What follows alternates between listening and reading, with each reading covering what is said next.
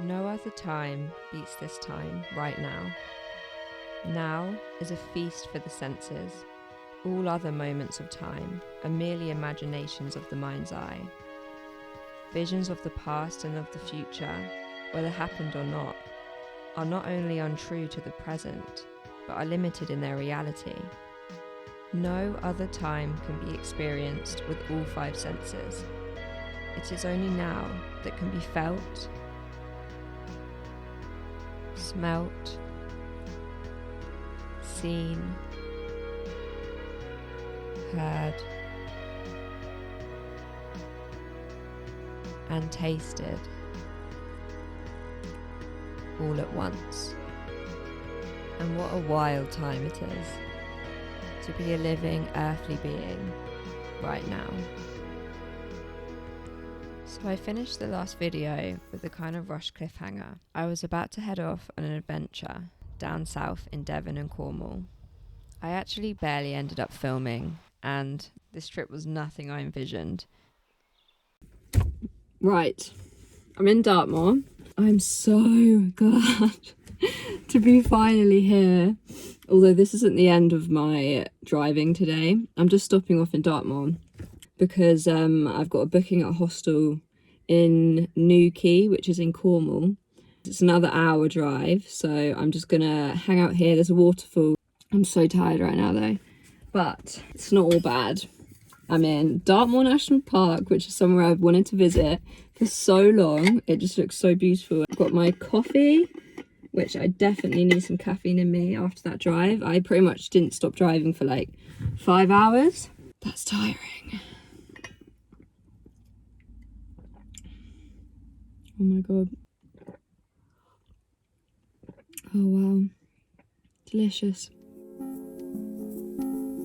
I've learned a lifelong lesson of letting go of preconceived notions and imaginings of the future. Leaving my mind to be surprised by the unknownness of life's contents. This is something we humans can find a little difficult with our prediction-seeking, analytical brains. I think it's for both comfort and safety reasonings, us being so fixated on the future or clutching onto the past, all while sacrificing the totality of the present, which is ultimately all we have.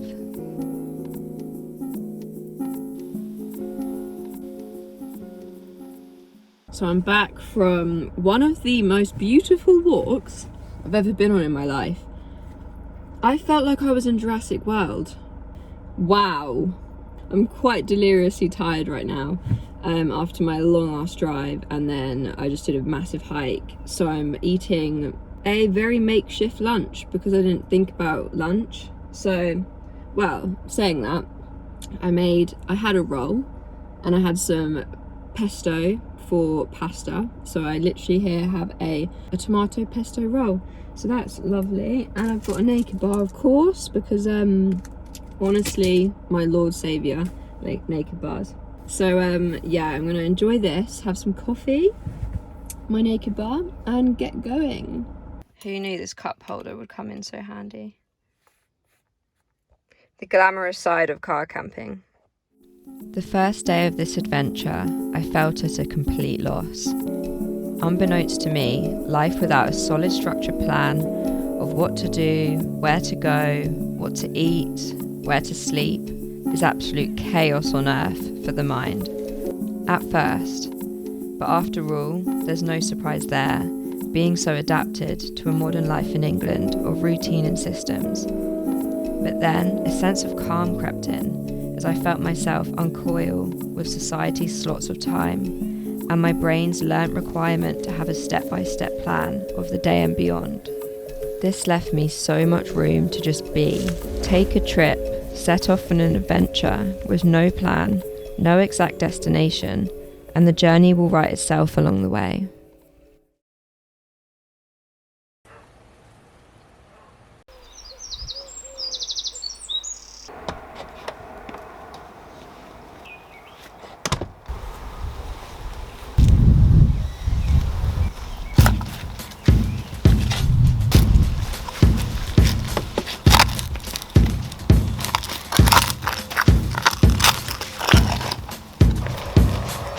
Whoa, that's a whopper.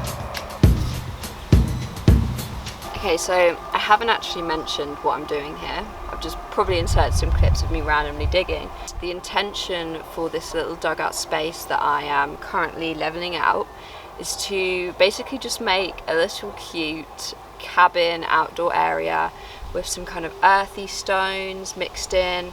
So yeah, at the moment I'm just digging out and leveling out all of this outdoor area. So I'm gonna get digging.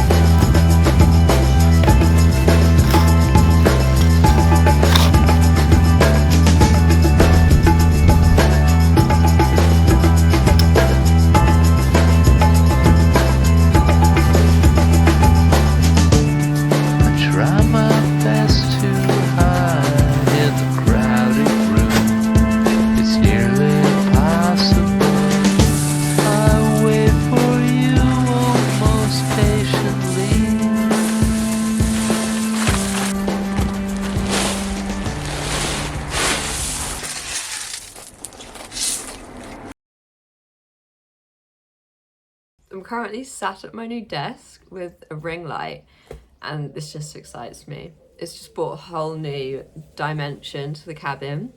Having a desk, like an actual dedicated place to sit at, which is obviously very supportive for your back in general, because before I'd just be editing for hours and just generally on my laptop, just like hunched over on my bed, which is obviously so bad, like ergonomically for your body. So having a proper desk now, it's just so exciting because I can just sit up and chat away. Currently sat in my pajamas. I have had a very slow morning. It's Saturday today. I've just finished reading an amazing book. Okay, I'm going to show you. This book right here, Nowhere for Very Long, by Brianna Madia. Wow. No wonder it's got like 5 stars on all book review websites, because the way this book's written is just opened up like a whole new world to me, like the style of writing. And I've really gotten into writing in recent years, and it's a dream of mine to write a book in the future.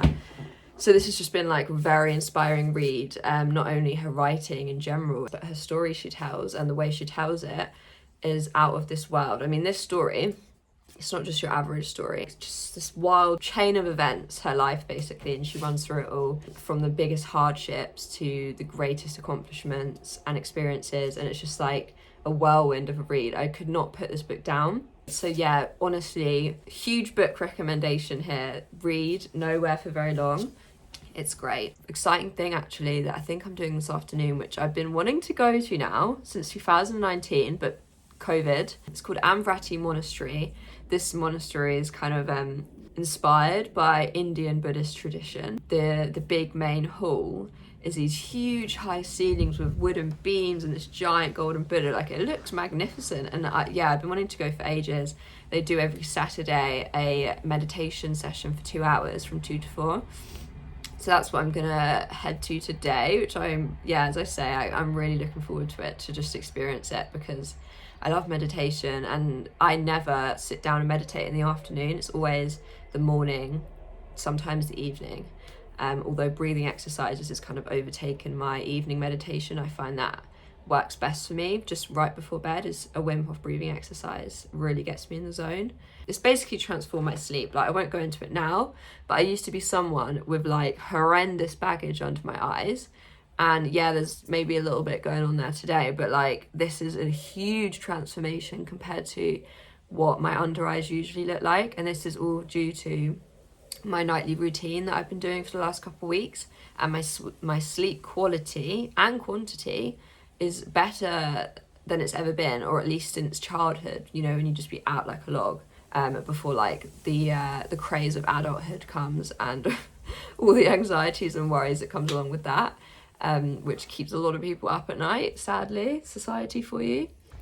Okay, so I didn't film much at this monastery because I just felt a little bit uncomfortable. People were there in their meditative states, and I didn't really want to whip out a camera to disturb anyone. So just a brief explanation about the 2-hour workshop that I did. So according to Buddhism, there's 4 meditative postures: standing, sitting, walking, and lying down.